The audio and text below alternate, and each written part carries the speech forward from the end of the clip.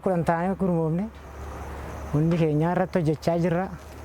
Haala gaariidhaan babal'inaan bosona kanallee akka maccaanisa siraatan kunuunsineetoo akka isaan fayyadamu kanneen kun isarraa xuuxateetoo akka bu'aa nuu kennu karaa fuulduraatti biraatti immoo babal'isnee bu'aa guddaa irraa arganne eeta yaada akka kootitti. Hanga onatti gaagura 29 galchine. Ka biraatti immoo gaagura hanga 100tti hin deemne yaannaa dhalan immoo babal'isanii biraatti jechuudha. Kanneen kun kunuunsa asii wanta ishiin barbaaddu nurraa bishaan illee qopheessinee fi bakka ishiin jireenya ishii illee ho'umsa ishii wanta ishiin barbaaddu nurraa kunuunsaa fi jirra. Yeroo darbe namure biraatti jechuudha. Hanga kiiloo qafoo sadeen kana keessa akka kiiloo 20 muree tanan akka 20tti gurgureetan jira jechuudha. Kuma. Anaada keessa. Yeroo lama muree yeroo lama san keessatti gisee tokko kiiloo 10 gisee tokko kiiloo 10 muree tan akka 20tti gurgureen ture. Amma immoo bonatti deema waan ta'eef bakka dadhabbii uuma jechuudha murrees.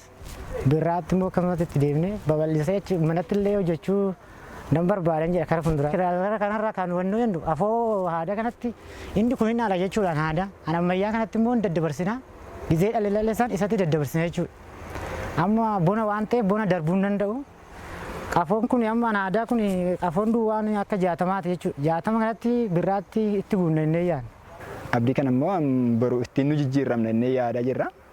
Jijjiirama amma hojii dhabnee taa'ee kana immoo boruu iftaanitti akka jijjiirama ittiin argisiifnu innee yaadaa jirra.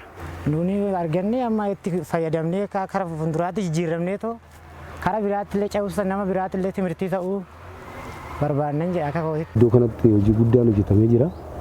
Kilaastarri kun bakka kanatti tokkoon hawaamamu malee mana afurii kan qabu mana afuran kanatti kanniisaan garagalchilee jira.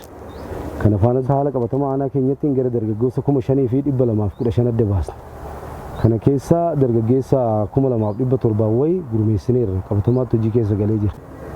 Baasin toora kanatti kana wajji wal qabatee bahe yoo xiqqaate ijaarsa kana keessatti gara miliyoona tokkooti bajeta hin qabne miliyoona tokkoon hojii kana hojjechaa turre dabalataan maallaqawwan adda addaa qabnu bittaa kanniisaa wajjin bittaa gaagura ammayyaa wajjiniin wal qabatee yoo xiqqaate gara 300 waliigala gara miliyoona tokkoo fi 300 baasin toora kanatti bahee jira waan ta'eef wanni guddaan kaayyoon keenya inni guddaan tokkoffaa toora kanatti hojii kana hojjennee dargaggoon misooma fayyadamummaa dargaggoota keenyaa mirkaneessuudha waan ta'eef hojii guddaan toora kanatti jalqabneerra kana caalas toora kanatti hojii babal'isnee hojii kanatti fufna waan jennu qabna jechuudha. Toora kanatti kan qabnu gaagurri ammayyaa 35 asitti galchine gaagurri aadaa 18 kan ce'umsaa 5 waliigala gara 29 galchine toora kanatti jechuudha.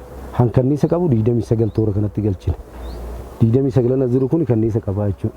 Kana qofa miti yoo xiqqaate nu amma kan yaadaa jirru gara gaagura 65tti siskina jennee toora sanatti yaadaa jirra kilaasterasii kanatti. Carraan keenya tokkoffaa bosona hedduu qaba. Lammaffaa bishaanis dhiyoodha.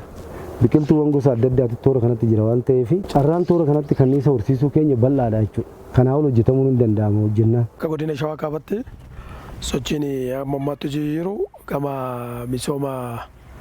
misooma kanniisaatiin hojii bal'aan bara kana hojjetameera jechuudha. Keessattuyyuu gaagura ammayyaa hojiirra oolchuudhaan wal qabatee to'ii aanaalee misooma dammaatiin fakkeenya qaban adda baasuudhaan hojii guddaan hojjetameera. Hojiin hojjetame kun maa'inni kanaan dura gaagura ammayyaa mana keessatti yookaan immoo oddoo duubatti kan hojjetamaa ture amma kilaasteraan walitti fiduudhaan oomisha gahaa akka kennu gochuudhaaf bakkee nyaanni kanniisaa jiruu fi hordoffiidhaan namatti tolutti baasuudhaan sulula keessatti kan galee hojii guddaan bara kana hojjetameera jedhee yaada jechuudha. Hojii hojjetame keessaa bara kana gaagurri ammayyaa kan bara kanaa bichaan naannoo 5,613 gaagurri ammayyaa kun hojii keessa kan galee ta'uu isaati jechuudha. Aanaalee akka sulultaa aanaa Wacaalee abbichuuf barak evenas aanaa Girajaasoo keessatti hojiin misooma dammaa bal'inaan kan hojjetame ta'uu isaati jechuudha. Aanaalee garaagaraa keessa kilaastera 70tu jira. Kilaastera 70 kana keessa namni irratti gurmaa'e nama 280 irratti gurmaa'anii kan hojjetan jechuudha. Kun immoo bara dhufu kanatti yookaan immoo naannoo caamsatti oomisha gaa'ii ni argamsiisa. Salphumatti jijjiirama yookaan immoo hiyyummaa keessa ba'uu danda'a jechuudha dargaggeessi.